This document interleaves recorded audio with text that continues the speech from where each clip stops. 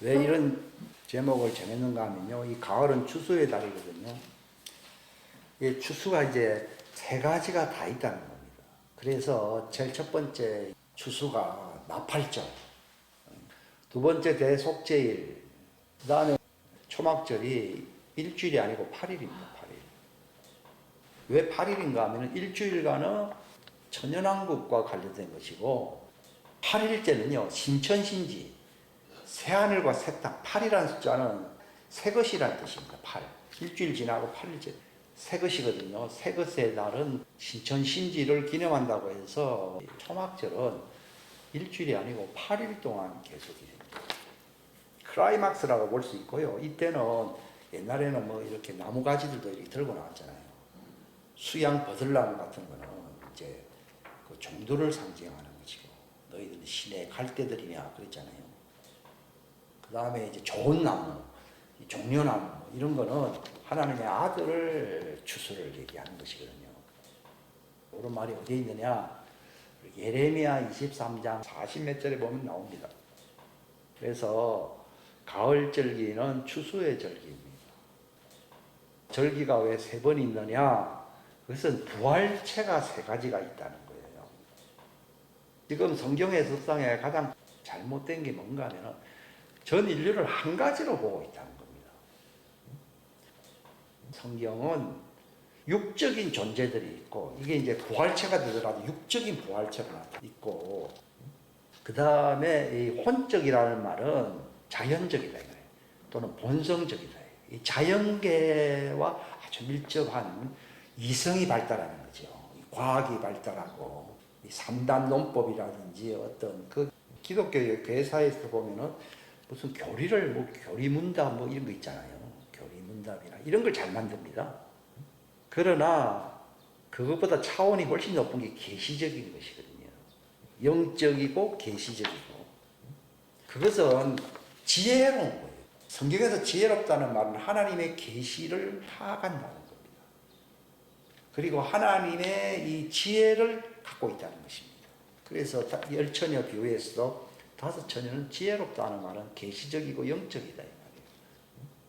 그 다음에 나머지 다섯은 어리석다는 말은 뭐 사람이 못났다 그런 얘기가 아니라 눈에 보이는 것, 이성적으로 생각하는 것만 판단할 줄 알거든요. 그래서 어리석다는 계시적인 것이 모자란다는 겁니다. 그러니까 추수가 딱 될 때는 마치 태양빛이 이렇게 촥 올라가게 되면 달빛은 사라지듯이요. 이리로 오너라 할 때는요, 그들이 갖고 있던 달빛의 기름 부음이 떨어져 안 떨어져요. 딱 떨어져 버립니다.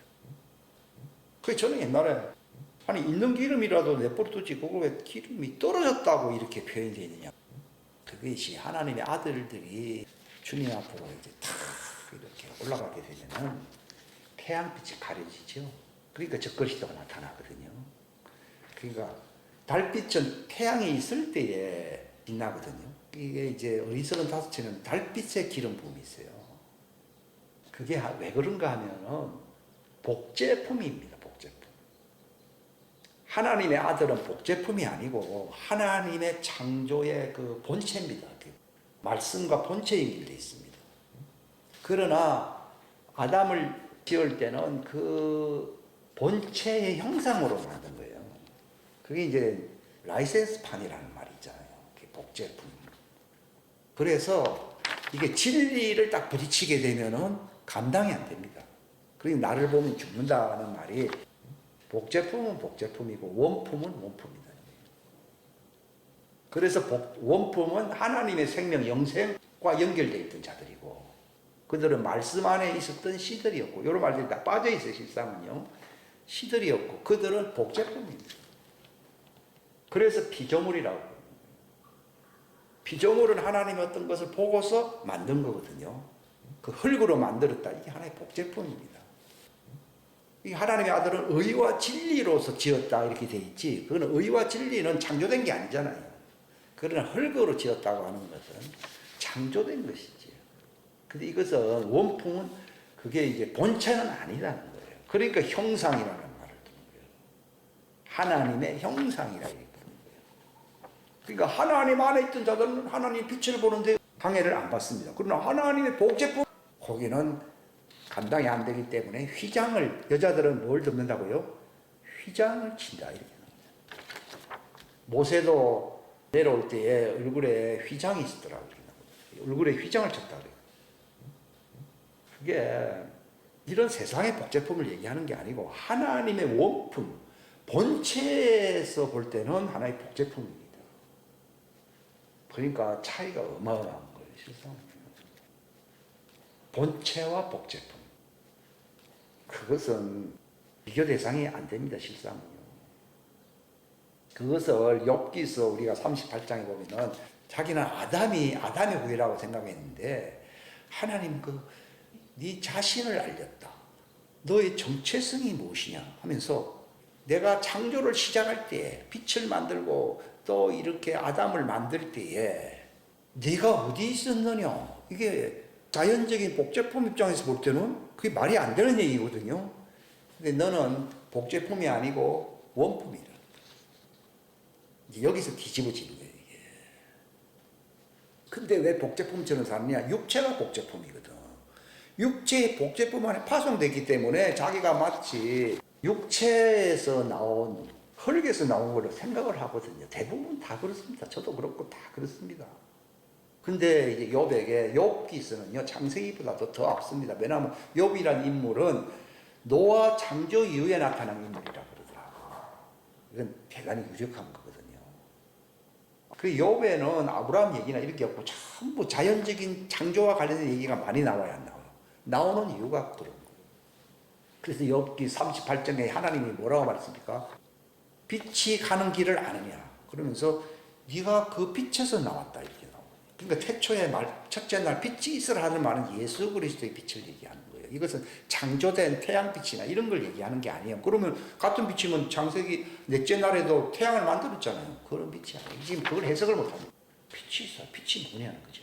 근데 이걸 욥기서 38장을 보고 알아야 됩니다. 할 때 그 빛이 가는 길을 아느냐. 네가 그때에 태어났다라고 욥기 38장 21절. 네가 그때에 태어났다고 나오는 거예요. 그러니까 첫째 날 바로 그 전이라는 얘기거든요. 첫째 날은 드러난 것이고 그때 빛이 있으라 할 그때 태어났다는 거죠. 그러니까 빛이 있으라고 하시던 그 하나님께서 예수 그리스도 안에 있는 그 영광의 그 빛을 내 마음속에 주신다. 왜냐하면 그 빛에서 나왔기 때문에 그 빛을 주는 거예요. 근데 모세는 그 빛을 받을 수가 없어요. 이게 참 신비로운 겁니다. 고린도후서 4장에. 다른 것들은 그냥 보고서 대부분 다 알려진 것입니다. 그러나 하나님의 아들의 존재는 신비로운 베일 속에 가려져 있어요. 이건 예수님이 오셔서만이 이것이 밝혀진 거예요. 왜냐하면 그 머리가 누굽니까? 예수 그리스도예요. 그러니까 예수 그리스도는 남자의 머리다라고 하는 것이 이게 하나님의 아들의 정체성인데 이것을 확실하게 자기가 알게 되는 사람은 하나님의 아들입니다. 이게 마지막 추수 때 하나님이 거두시기 위해서 늦은 비 성령님의 계시를 통해서 알려주고, 저도 과거에 몰랐던 부분이 이 부분입니다. 제가 그 2001년도에 그 미국에 있었던 투싼은 윌리엄 브레넘이 이제 사역을 했던 곳인데, 거기에 있는 제자들이 와서 윌리엄 브레넘이 1950년도에 하나님의 자녀는 태초에 있었던 그 생명의 말씀 안에 있었던 존재들이다. 말씀의 시들이다.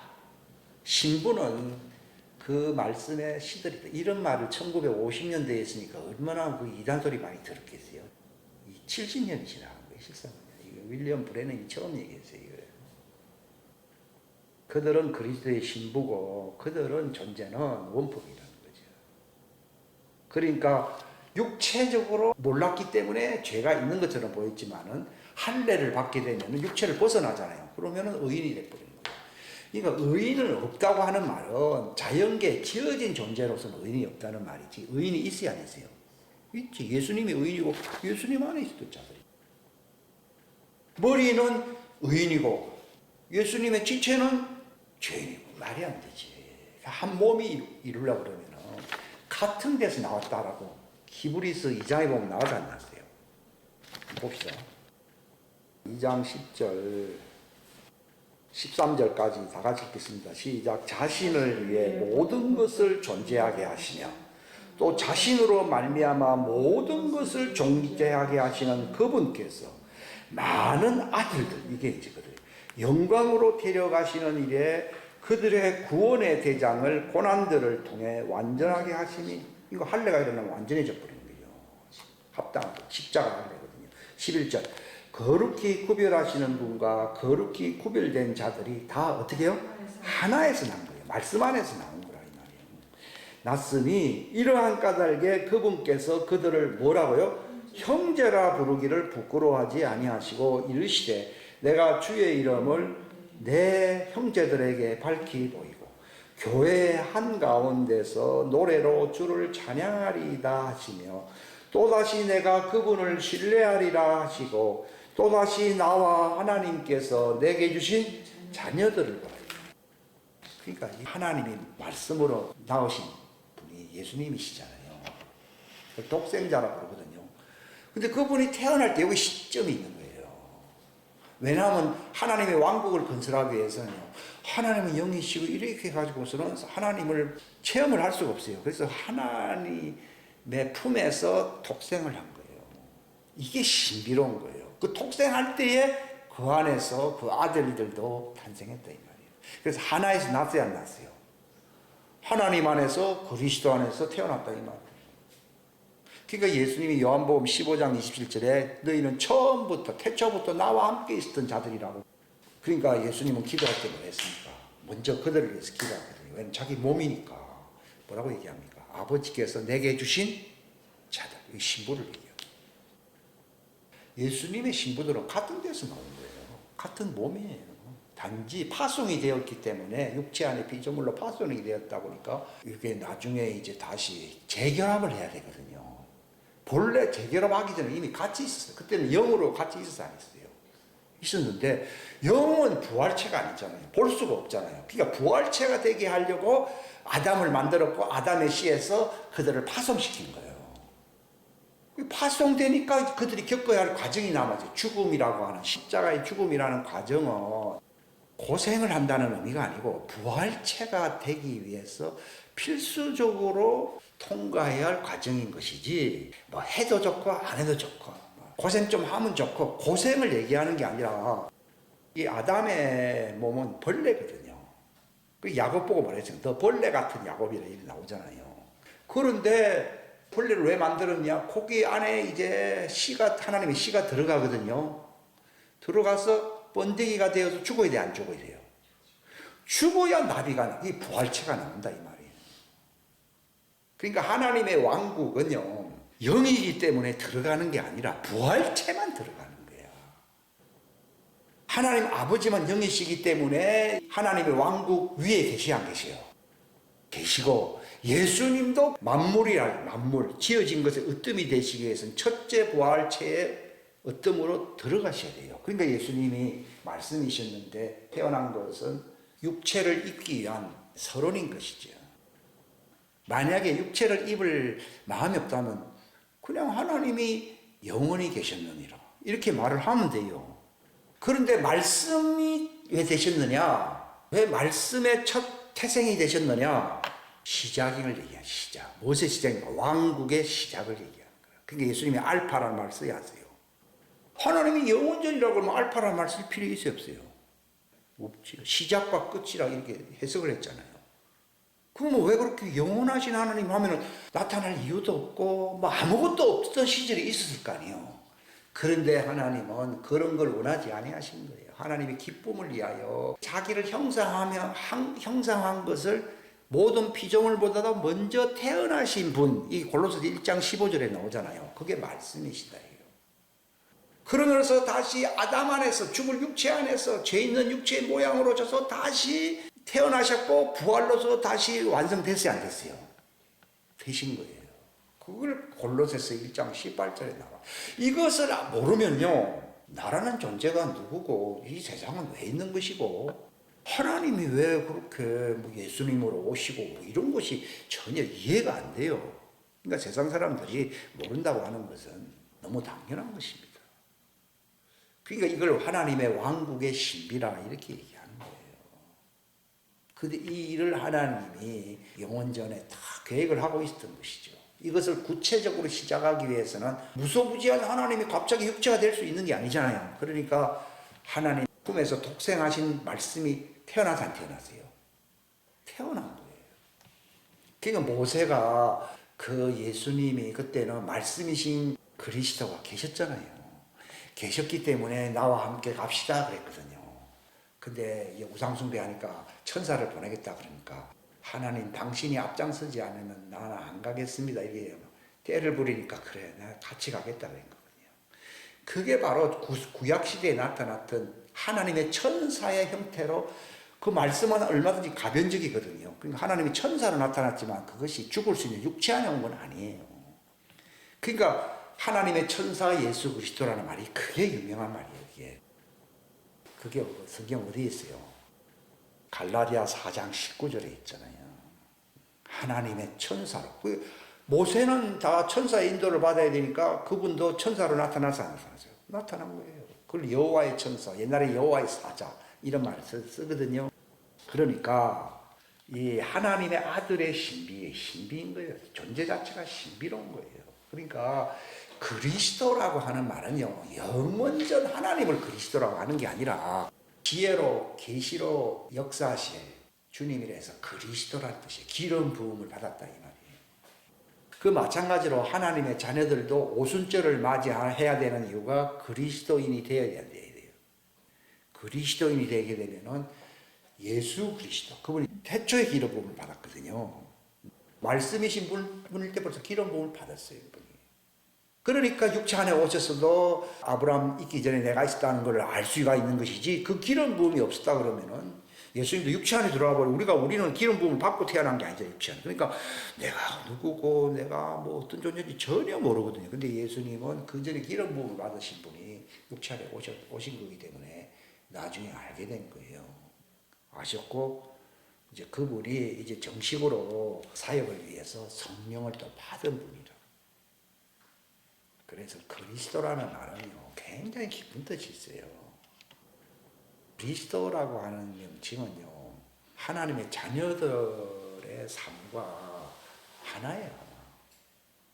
기름 부음이 우리 안에 있다. 이렇게 표현하고 있거든요. 그러니까 이 종들은 기름 부음을 왜 못 받느냐? 하나님의 창조라는 말이 원판이라는 뜻이에요. 하나님 안에서 창조된 거라고. 다른 것들은 다 하나님 바깥에 재료 갖고서 다 만들었잖아요. 그런 게 아니고. 그러니까 하나님의 창조라는 말도 잘 아셔야 됩니다. 그러니까 또 그거를 목사만 얘기할 게 아니라 내가 누구다 하고 하는 말을 하게 되는 거예요. 그러면 하나님의 아들이 될 수 있어요. 어렸을 때는 예수님도 어렸을 때가 있어요. 어렸을 때는 뭐와 방불 했다고요? 종들과 방불했다. 예수님도 그런 시절을 겪은 거예요. 그런데 이제 예수님이 아신 거거든요. 그런 것처럼 알게 된다. 그러니까 그때부터 영생이 주어지는 거거든요. 영생은 예수 그리스도를 아는 것이라고 나오잖아요. 그죠? 그러니까 그 전까지는요, 뭐 아담의 후예나 어디 보면 아담의 후예들이 더 똑똑할 수도 있어요. 왜냐하면 인지적으로, 본성적으로 이 자연계의 머리는 더 잘 돌아갈 수 있거든요. 근데 하나님의 아들들이 그 자기 정체성을 모르면요, 독수리가 닭들 사이에서 쪼아먹는 대상이 돼버려요. 요셉이 꿈을 꿨다는 것은 아직도 아이라는 얘기거든요. 그 얘기했다가 11 형님들한테 쪼임을 받아서 안 받았어요. 쪼고 그래가지고 완전히 팔려나가고 죽을 뻔했죠. 이 꿈쟁이가 왔다 그래가지고는 자기 혼자 잘난 체 한다 이 얘기거든요. 그러니까 예수님처럼 30세거든요. 30세가 보통 그 깨달을 수 있는 최저 나이에요. 하나님의 자녀의 정체성을 깨달을 수 있는 예수님과 같이 되는 거예요. 그걸 알기 전에는요, 설교를 하거나 복음을 전하면 안 돼. 근데 제가 그런 걸 몰랐던 것이죠. 그러니까 이제 율법적인 얘기만 많이 하게 되는 거예요. 지금도 마찬가지예요.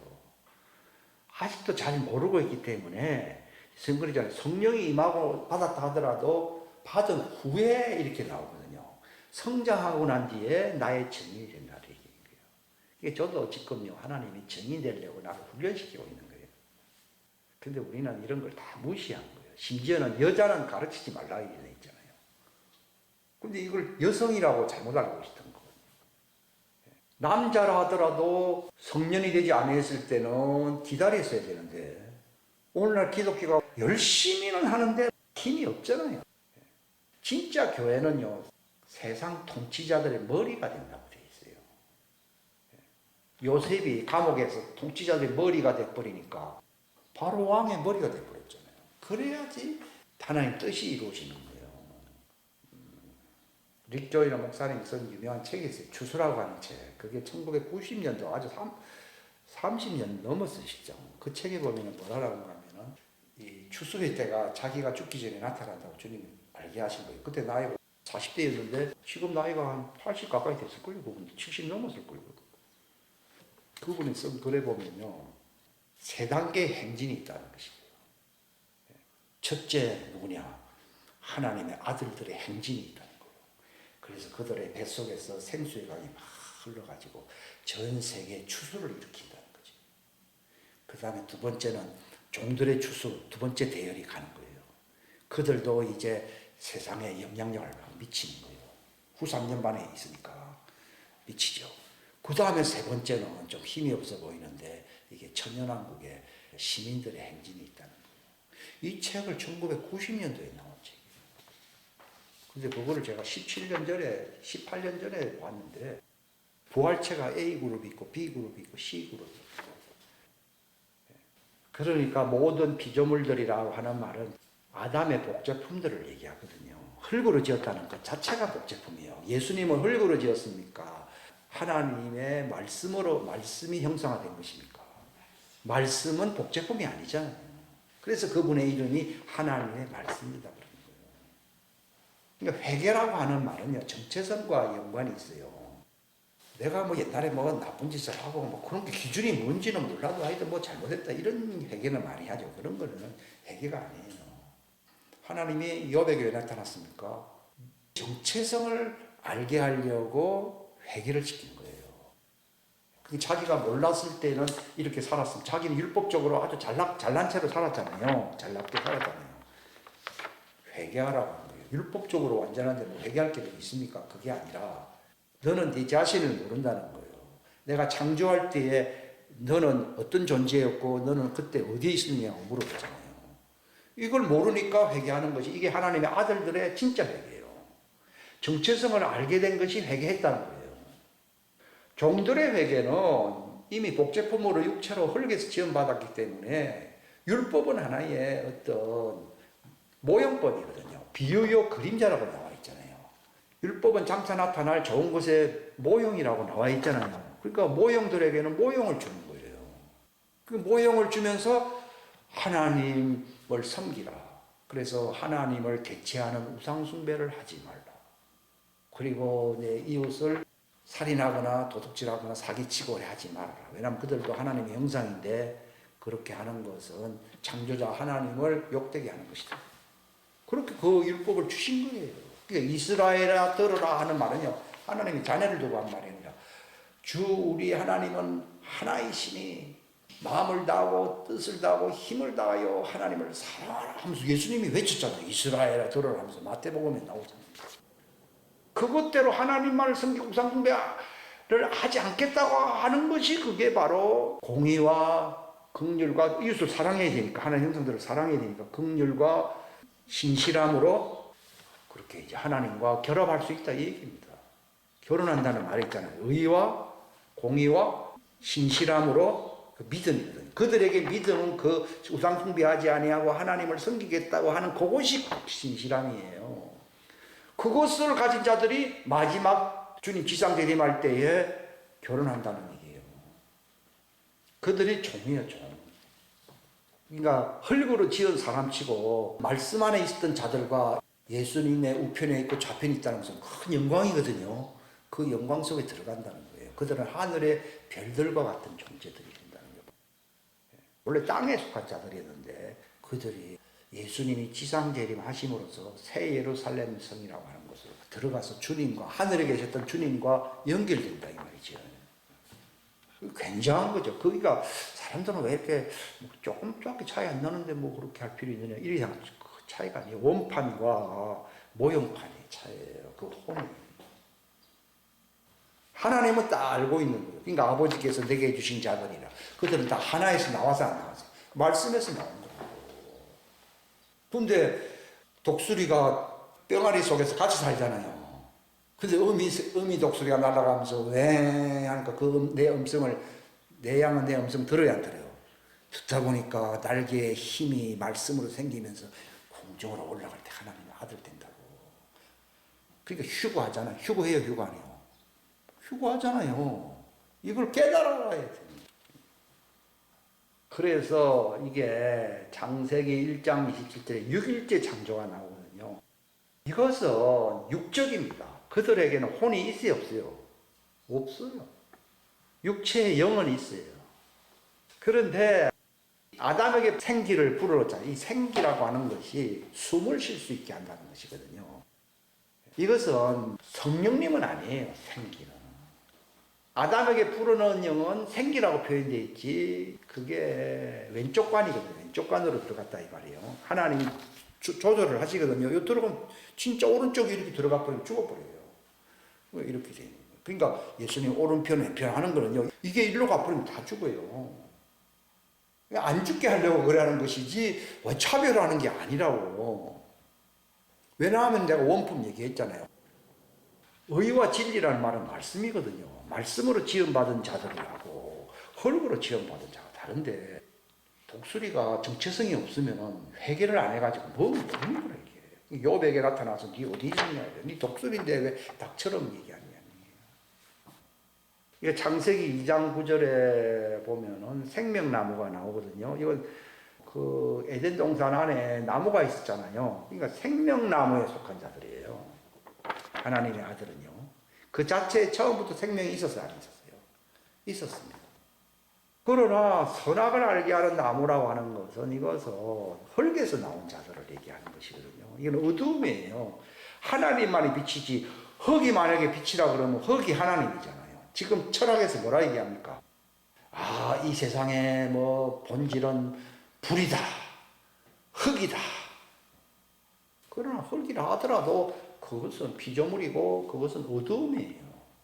그래서 어두움의 피조물인 거예요.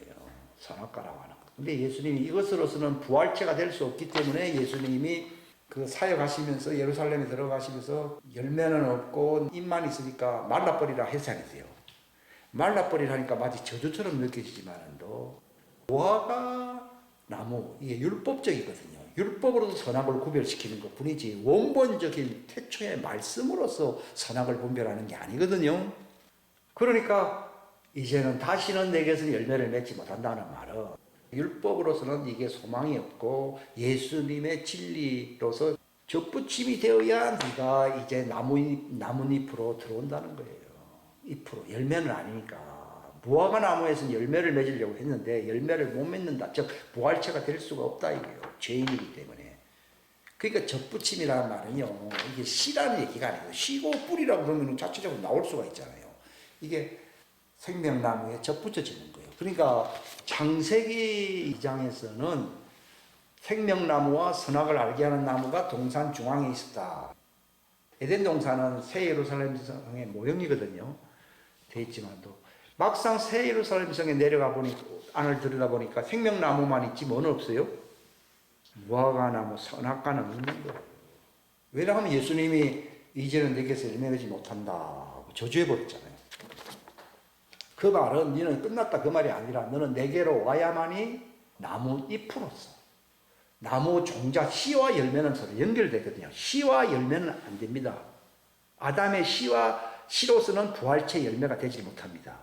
그러나 네가 사는 길은 머리에 땀이 흐르고 수고하게 되면은 채소를 낸다고 해서 안 했어요.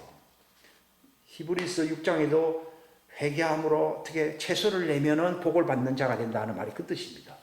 그 여자란 말을 쓰는 이유가 이제는 씨가 이제는 효력이 안 나타난다는 거예요. 본래는 처음에 하나님의 아들들이라 불렀잖아요. 아담을 하나님의 아들이라 불렀다는 성경 기지로 돼 있어요. 누가복음 1장 맨 마지막에 나오잖아요. 그러나 그가 씨의 열매로서는 부활체가 되지 못하니까 이제 너는 생명나무를 시중도는 시녀 노릇을 한다고 해서 여자라는 거예요. 그러니까 시녀로서 돕는 자, 시녀로서 네가 영원히 살 수 있다. 그것을 생명나무에 접붙여진 열매라고 쓰지 아니하고 잎이라고 쓰는 거예요. 무화과 나무에서도 네가 열매를 못 맺고 잎만 무성하다고 했는데 그 잎은 다 사라지는 것이거든요. 근데 생명나무의 잎은 치유하는 영원한 잎이라고 에스겔 47장에 보면 나오잖아요. 그러니까 새 예루살렘 성 안에 들어가 보니까 무화과 나무는 사라졌잖아요. 에덴 동산에 있던 무화과 나무는 사라지고 예수님이 그걸로서는 효력이 없다는 것입니다. 그래서 너희들은 열매가 될 수가 없고 그 열매를 수종드는 잎으로 들어와야 안 들어와요. 잎으로 들어오거든요. 잎은 씨가 없기 때문에 여자라고 부르는 거예요. 그래서 아담 보고도 네가 범죄했기 때문에 이제는 네가 열매를 못 맺고 뭐라 했습니까? 네가 땀이 흘러야 채소를 얻을 것이다 했잖아요. 채소는 잎이잖아요. 그걸 얘기하는 거예요. 거기서 땀이 흐른다는 말은 예수 그리스도의 구원자 앞에서 회개한다는 걸 얘기하는 거예요. 그걸 하나님은 추수의 관점에서 얘기를 하니까 사람들이 못 알아본 거예요. 굉장히 깊이 본 거죠. 그런데 여섯째 날 인간은 생육하고, 요즘은 기독교가 인류의 태초를 뭐라 봅니까? 생육하고 번성하여 땅에 충만하라 이래요. 그러니까 생육하고 번성하라. 에덴 동산에서 뭐 아이를 낳은 적이 있어요. 뭐 거기서 뭐 문화적인 활동을 한 적이 있어요. 이것은 혼이 없는 바로 네피림이 될 존재들을 보란 말이에요. 이들도 하나님이 쓸모가 있어서 지은 거예요. 만약에 그게 없으면요, 예수님이 오셔도 죽이는 자가 없기 때문에 죽을 수 있어요, 없어요? 없죠. 그게 가인의 씨는 뱀의 씨라고 합니다. 뱀의 씨가, 사단의 씨가 그 여인의 씨의 발꿈치를 상하게 한다고 그랬잖아요. 그래야지 십자가의 사역이 완성이 되거든. 지금도 하나님의 아들들이요, 아들들만 있으면요, 절대로 부활자 안 됩니다. 전부 세상에 속해서 그래 살게 됩니다. 죽이는 자가 있고, 핍박하는 자들이 있고, 예수님처럼 그 길을 가야 되기, 하기 위해서는요, 그래서 가인의 후예들이 있는 거예요. 청소부들이에요. 말 안 듣는 놈들은 싹싹 청소해가요. 왜냐면 흙을 먹어야 먹어요. 흙은 육신이고 육신대로 살면은요, 그 가인의 후예들이 와가지고 싹싹 청소해. 너는 정신대로 흙을 먹어라. 그러니까 지금 666에 다 가는 이유는요, 회개도 안 하고 다 육신적으로 사니까 짐승의 표를 받게 해야 하네요. 그래서 지옥불로 집어넣는 것이 정신토로 흙을 먹는 거예요. 지옥이 왜 있습니까? 지저분한 것을 하나님이 다 청소? 근데 하나님이 청소하려고 했는데, 하나님 구원해 주십시오 하는데요, 쓰레기를 천국에다 놓으려는 말이냐 이래입니다. 그런 질문하지 마십시오. 그거는 하나님의 소원이 있어요. 근데 죽기 전까지 쓰레기인데도 쓰레기 아닌 체 하는 거예요, 사람들이. 악인들의 분깃은요, 세상을 어떻게 한다고요? 즐기다가 가는 거예요. 그것이 네 분깃입니다. 그래서 그들이 지옥으로 이렇게 떨어질 때까지 하나님은 악인에게도 비를 내리고 노래도 틀어주고 다 합니다. 세상 장수도 하고 잘 먹고 잘 살아라 합니다. 이게 축복같죠? 저주입니다. 회개가 안 되거든. 만약에 회개의 대상 같으면 하나님 그래 안 하거든요. 그 시편 73편에 보면 악인들은 징계가 없고 왜 나만 징계가 있습니까? 그러니까 징계가 있으니까 네가 부활에 날 때 나를 볼 수 있다는 겁니다. 그런데 저들은 세상에 늙을 죽을 때까지도 호의호식하면서 삽니다. 하나님 불공평합니다. 그러나 끝이다. 그것의 소관은 우리한테 있지 않습니다. 하나님이 볼 때의 쓰레기냐, 우리가 볼 때 쓰레기가 아니라 할지라도요, 그들은 하나님 볼 때는 보석이 될 수 있어요. 그걸 심판이라 부르거든요. 심판은 우리에게 주어지지 아니했어요. 그러니까 너희들은 심판하지 말라는 겁니다. 오직 심판권자는 하나님이라. 하나님의 왕국은 절대로 더러운 게 들어와서는 안 되기 때문에 쓰레기통으로 다 집어넣어요. 쓰레기통으로 가지 말라고 매일 설교를 해도 쓰레기통으로 가는 사람들이 많습니다. 내가 아니면 누가 천국 간다 하지만 그 말 하니까 쓰레기가 되는 거예요. 회개는 안 하고 그런 말을 하니까 쓰레기장으로 가야 돼요. 근데 가인의 후예는 다 그랬는데 거기서 하나님의 아들들, 그게 이제 아담의 후예를 처음에는 하나님의 아들로 불렀거든요. 그들과 잡족이 돼버린 거예요. 그걸 막 쓰레기니까, 뭐 잡족은 쓰레기 돼버리면요 그냥 끝나버립니다. 근데 여기서 하나님이 그 시민들을 만들어냅니다. 이것도 그들 많은 숫자들 중에서 지극히 적은 숫자입니다. 요게 이제 그동안 잘 알려지지 아니한 거예요. 에서의 남은 자들이라고 여기 6번에 보면 나와 있는데 이게 무슨 말이냐면 에서는 이삭에게서 나온 종이거든요. 근데 누구하고 결혼했어요? 가인의 후예들과 결혼했잖아요. 이게 잡족이 돼버린 거예요. 그럼 그대로 내버리면 하나님 다 망하는데 이걸 심판의 부활이라고 해요. 심판의 부활에서 건져낼 자들이 있다는 걸 얘기하는 거예요. 하나님의 종들과 하나님의 자녀는 심판의 부활이라고 얘기 안 합니다. 하나는 의의 부활이라고 그러고 하나는 선한 부활, 선한 행위라는 선한 부활이, 선한 부활, 의의 부활입니다. 그러나 이 심판의 부활을 왜 하나님이 얘기하냐? 거기서 바다에서 나올 자들이 있어야 있어요. 있거든요. 그건데 요한계시록에 보게 되면은 어린 양의 생명책에 있는 사람들만 구원을 받는다 그러면은요 에서의 남은 자들은 아무 상관없습니다. 그런데 다른 생명책이라는 말을 쓰거든요. 그 다른 생명책에 있는 자는 말이 무슨 말이냐? 이게 하나님이 길들여 가지고 쓸만한 자들을 모으고 있다는 걸 얘기하는 거예요. 그래서 천년왕국을 왜 마련했느냐? 그들을 길들여 가지고서 시민을 만들기 위해서 천년왕국이 있는 거예요. 구약 성경에 출애굽할 때에 여호수아와 갈렙 나오잖아요. 갈렙은 혼혈적이라고. 근데 혼혈적이들 말 잘 들어야 안 들어요. 도리어 자기들은 제사장이라 하면서 말 지독하게 안 듣고 갈렙이 시민인데도 말 잘 듣습니다. 그러니까 하나님이 보는 눈이 있어요. 이것도 누가 누구냐 모릅니다. 근데 다른 생명책에다 기록해 놨어요. 다른 생명책에서 기록된 자들이 어디서 나온다고 되어 있습니까? 바다에서 나온다고 되어 있어요. 무슨 태평양 바다에서 나온다는 말이 아니라 옛날 옛적에 에녹이 있었던 곳이 옥이었잖아요. 그 유다서에 보면 나오잖아요. 그런데 노아 때가 되면은 물심판이 돼가지고 옥이 물에 잠겨야 안 잠겨요. 잠기기 때문에 바다에서 나온다는 말이에요. 그건 제가 하는 말이 아니라 바다에서 나온다고 요한계시록 21장에 있잖아요. 그게 바다에 있는 에녹의 옥에서 나온다는 얘기예요. 거기서 하나님의 아들들과 종들을 아브라함 품으로 옮기고 하나는 이제 저쪽으로 옮기고 다 옮겼거든요. 그러나 거기 또 남은 자들이 있어 안 있어요? 남아있는 자들이 그 옥에 있는데 그 존재에 대해서는요, 천년왕국에 우리가 아직도 들어가 보질 않아서 모릅니다. 그들은 믿음은 없지만은 주인 말을 잘 들을 존재들이라는 하나님 포문합니다. 그 갈렙 보십시오. 말 잘 듣잖아요. 갈렙이 말을 잘 듣는다고 해서 모세의 후계자가 됐어요, 안 됐어요? 안 됐습니다. 여호수아입니다. 그러나 여호수아를 보필하는 말 잘 듣는 갈렙이 있잖아요.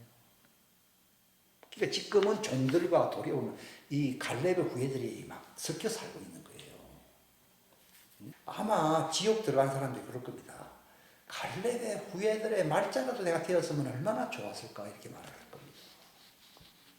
그들은 왜 그렇게 됐느냐? 혼이 없다는 줄.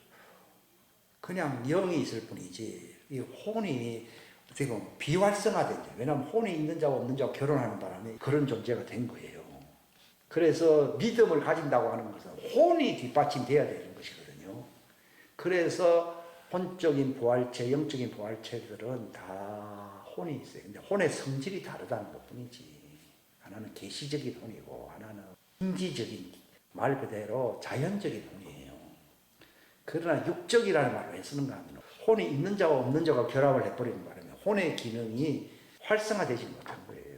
그러니까 그들은 행위 따라 가야 되거든요. 그래서 행위에 따라서 그들이 구원을 받는다는 거예요.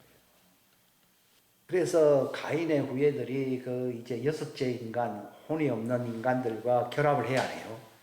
그래가지고 잡종들이 나오기 시작해가지고 또 잡종들이 또 부활체가 될 하나님의 아들들과 또 결합해요. 이 결합하니까 사람이 뭐가 됐다 그랬어요? 육체가 됐다는 말이 이게 육적 부활체가 됐다 그 말입니다.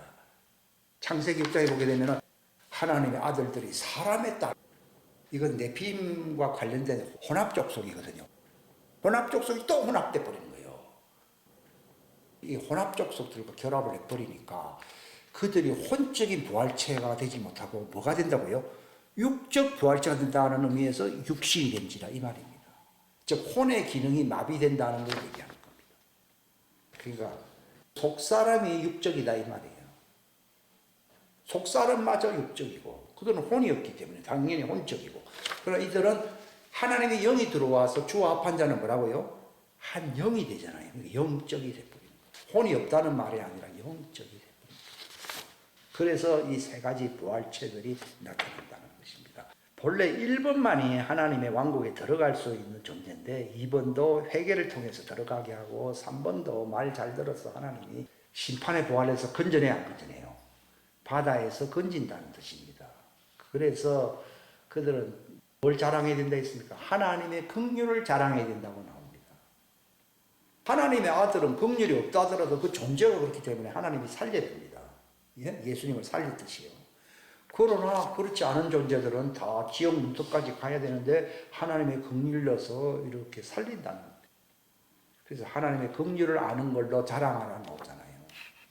하나님의 의를 아는 걸로 자랑하라는 것은 하나님의 아들이고, 긍휼로 공의로서 자랑하라는 말은 비시를 얘기하는 거예요.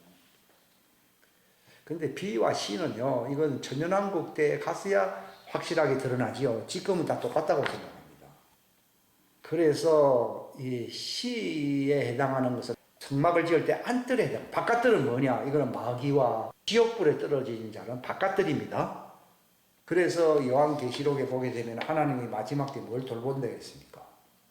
성전과 제단과 안뜰을 지킨다고 되어 있거든요.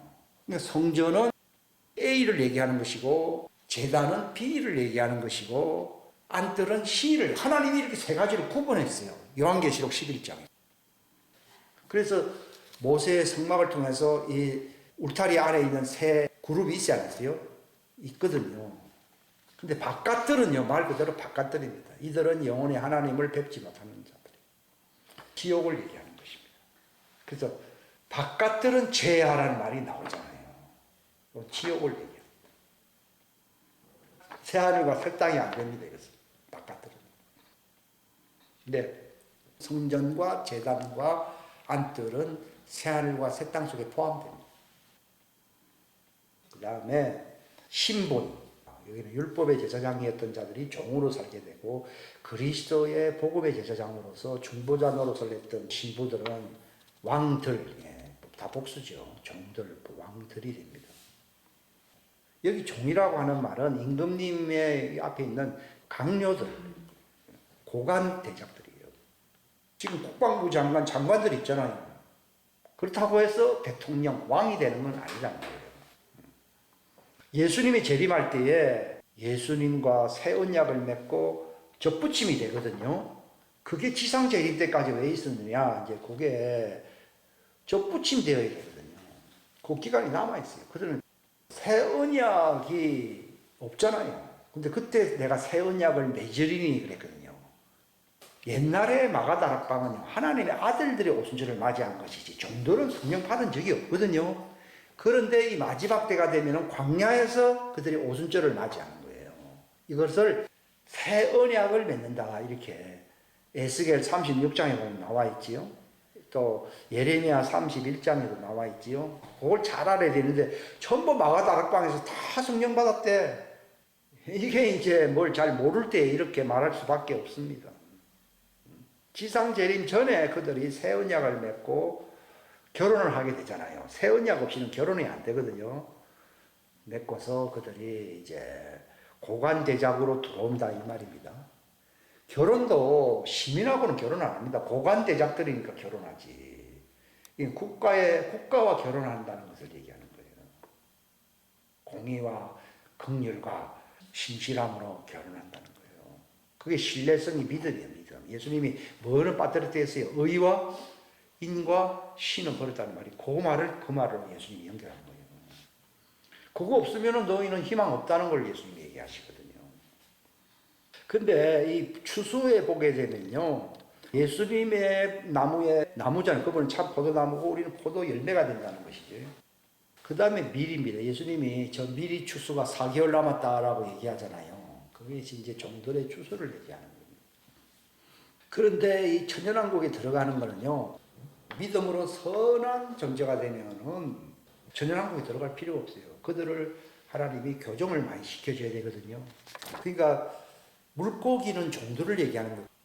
어부는 하나님의 아들이고 그물 안에 들어있는 물고기는 전부 종들인데 거기서 좋은 물고기가 뭐예요? 고관대작이고 나쁜 물고기란 말이 있어야 했어요. 나쁜 물고기가 있잖아요. 그 나쁜 물고기가 지옥에 던져낸다는 말이 아니고 그들은 잡종이라는 게 잡종. 잡종을 하나님이 천연왕국 때에 기르시겠다는 겁니다. 그들은 사단이 들어오게 되면 다 타락하거든요. 사단을 무저갱에다 보내고 난 뒤에 1000년 동안 그들을 양육을 하는 거예요. 종들은 3년 정도 양육을 하지만은 나쁜 물고기는 몇 년을요? 1000년. 그래가지고 사단 한번 탁 내버려가고 싹 사단편 되면은 잘라버립니다. 니는 누구를 섬겼느냐 이렇게 돼버리는 거잖아요. 탁 잘라버리고 이제 나쁜 물고기에서 그들이 정화가 되는 거예요. 그래서 성도라고 부릅니다. 그들도 성도입니다. 성도. 그건 성도들의 진이라는 말이 나오거든요. 천연왕국들을 보면. 이걸 정확하게 아셔야 돼요. 그리고 그들의 영원한 추수가 있어요. 추수. 그 나쁜 포도라고도 부르기도 합니다. 그게 계시록 14장에 보면은 진노의 포도였는데 하나님이 추수해 준다는 겁니다. 이게. 그래서 나쁜 물고기인데 저기 옥에 떨어졌는데 하나님이 그들을 살려준다는 것을 얘기하고 있어요. 하나님의 긍휼은 대단하지요. 이런 사람들까지 살리려고 하니까요. 그러니까 하나님의 왕국에 들어가는 사람의 90% 이상이 시민일 거 아니에요.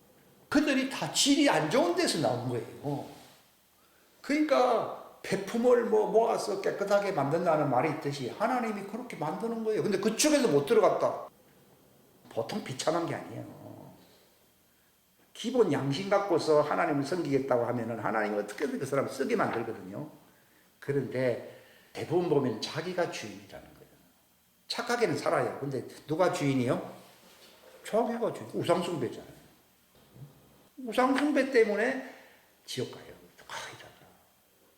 그럼 집안에 없는데 당신이 우상, 당신이 하나님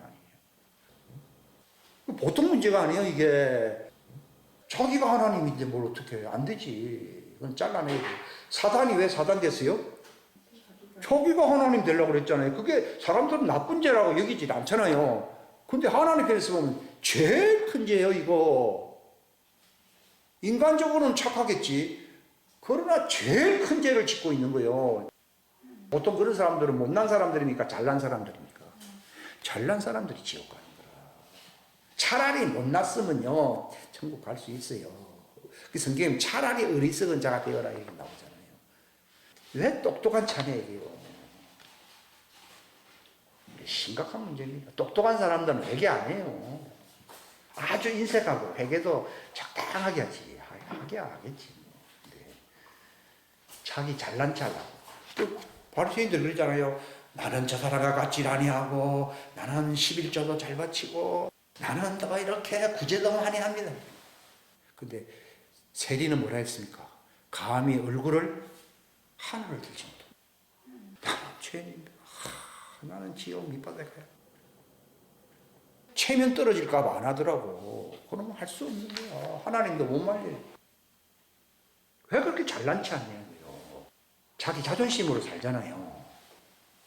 그 자존심을 죽여야지 회개가 되지. 다 잘난 체 하니까 이게 문제예요. 주님이 공중재림을 하시게 되면 이정천에 내려오시거든요. 이정천에 내려오면 마귀와 그 나쁜 놈들은 다 땅으로 내려오거든요. 그래서 예수님이 계시고 신부들이 결혼식장에 있는 곳이 이게 우주 하늘이거든요. 우주 하늘 이정천. 여기서 3년 동안 왜 있는 줄 아십니까? 3년 동안 있으면서 그 하늘들을 전부 별들을 정화시키게 하실게요. 정화시키는 것이지 가서 뭐 결혼식은 누구를 오래 하냐 그게 아니고 거기가 수억 년 동안 마귀가 있었던 곳이 아니세요. 그것을 싹 정화를 시키는 거예요. 그 누구의 처소를 마련하는 거예요? 시민들의 처소를 마련하는 거예요. 새 예루살렘 성은 누구의 처소예요? 고관대자들과 신부들의 처소잖아요. 그거는 이미 예수님이 지금 하고 계시잖아요. 이제 곧 내려오시려고. 그런데 시민들의 처소는 3년 결혼 잔치하는 동안에 이 우주를 정화시켜버려요. 사람이 살 수 있는 좋은 환경으로 다 만들어야 만들어요. 다 만들어요. 그래서 하나님이 그 별들의 숫자를 다 헤아리시고 그들이 기뻐할 수 있도록 한다고 나오잖아요. 옛날에 뭐 이런 말 들으면요. 참 이상한 말로 들렸지. 그들이 전체 인구의 90% 이상이 새하늘의 별들 속에 살아요. 별들이 뭡니까? 고울. 5 문화를 남겼다 그러니까 너는 5 별. 그러니까 여러분들이 별 하나를 얻을 것이냐, 5개를 얻을 것이냐, 10개를 얻을 것이냐. 그게 이제 보상입니다. 그러니까 그들은 다 새 예루살렘 성에 있다가 네가 할당된 저 별에 가서 이제 장관들이잖아요. 다 통치하라. 그래 통치자입니다. 그러나 하나님의 아들은 상속자입니다. 그 별 전체가 자기 거예요. 그러니까 그게 상속이에요. 상속. 그 별 크기가 지구보다 작아야 커요. 어마어마하게 크지. 그게 네 거다. 그러니까 앞으로는 별이 굉장히 중요한 시대가 옵니다. 여기에 있는 하늘은 백보자 심판대까지만 있다가 다 불련못으로 떨어져요. 다 떨어져 버려요. 여기 눈에 보이는 이런 하늘 공중하늘도 싹 내려가 버린다. 그러니까 진짜 하늘은 뭡니까? 별들이 있는 하늘입니다. 별들이 있는 하늘이 하나님의 아들들이 갈 수도 있고 여행할 수도 있고 그야말로 별들의 여행 시대고. 그럼 본부는 어디냐? 새 예루살렘 성이 밑에 있지 않으세요? 있고서 파송됩니다. 거기서 사는 사람들은 시민들이고 종들은 거기서 다스리고 나는 거기 내 거고 주인이고 그 말입니다. 그래서 시민들은 행위 순종을 하나님이 보시는 것이고 A와 B 그룹은 믿음입니다. 믿음인데 내용이 다릅니다. 고관대자들의 믿음은요 주인을 섬기는 믿음이잖아요. 섬기고 지금은 구원자를 그들은 죄인이기 때문에 구원자를 기다려야 됩니다. 뭘 맺기 위해서요? 결혼할 수 있도록 새 언약과 결합을 해야 되거든요. 새 언약으로 결혼한다고 되어 있거든요. 예레미야 31장. 여기서는 3년을 청소를 해야 되고 왼쪽에 있는 그들의 성도가 되기 위해서는 1000년을 하나님이 다스리는 거예요. 1000년을 다스려서라도 구원받게 하는데 구원도 못 받는 존재가 된다 그러면 얼마나 비참합니까 이게. 하나님 1000년 동안 간섭해서라도 구원을 받게 하려고 그러는데 말이에요. 그리고 A는 이 땅에서 이미 구속을 받았다라고 나오잖아요. 그리고 심판은 여기 심판받아야 할 백보자인데 여기서 다른 생명체에게서 그들이 인도를 받는 거예요. 그 다음에 고관대자 될 사람들은 이마에 하나님께 성결하면서 이마에 인을 칩니다. 예? 옛날 그 구약의 모세 당시에 제사장들은 이마에 여호와께 성결하면서 이마에 여기다 관에다 붙였잖아요. 이게 바로 천사의 인을 얘기하는 겁니다. 그들은 천사 아래에 있다고 하는 표를 그 이마에 둔다라고 나와 있잖아요. 그 말하고 같습니다. 그럼 무슨 이름이 있느냐? 하나님의 이름이라고 되어 있어요. 예수 그리스도의 신부란 말은 없습니다. 오른쪽에는 무슨 심판대냐? 그리스도의 심판대인데 이것은 성령의 인을 마음에 받아야 되는 것이고 어린 양의 생명책에 기록이 된 자들이 이제 성령의 인을 마음에 받게 됩니다. 이것이 내가 그리스도의 심판대를 통과하게 되는 것입니다. 여기 땅에 있는 동안에 이미 심판을 받는 거예요. 그리스도의 심판. 성령이 바로 그리스도잖아요. 성령이 기름 부은 그리스도잖아요. 이 그리스도의 인을 받게 된다는 것입니다. 그런데 종들은 예수님이 지상 재림 때가 심판이요 심판 아니에요. 거기서 결합이 되는 것입니다. 우리 다 같이 기도하겠습니다. 하나님 아버지 감사합니다. 짧은 시간이지만 또 귀한 말씀을 성경과 대조하면서 함께 나눌 수 있도록 도와주시니 감사합니다.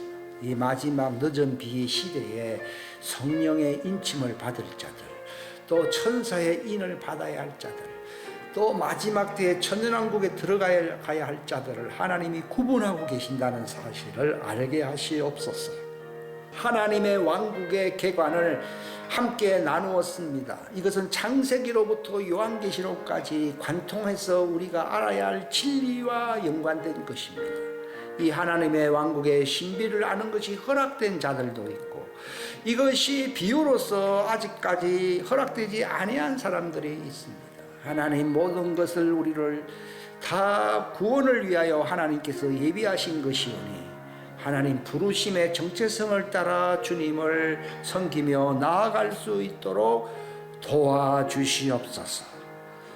우리의 남은 모든 날수들을 계수하면서 슬기롭게 이 남은 세월을 선영하며 주님 나타나실 때를 대비하여 정말 기름을 예비하든지 또 기름을 팔자들에게 살 준비를 하든지 자신을 예비하는 자들이 되게 하여 주옵소서.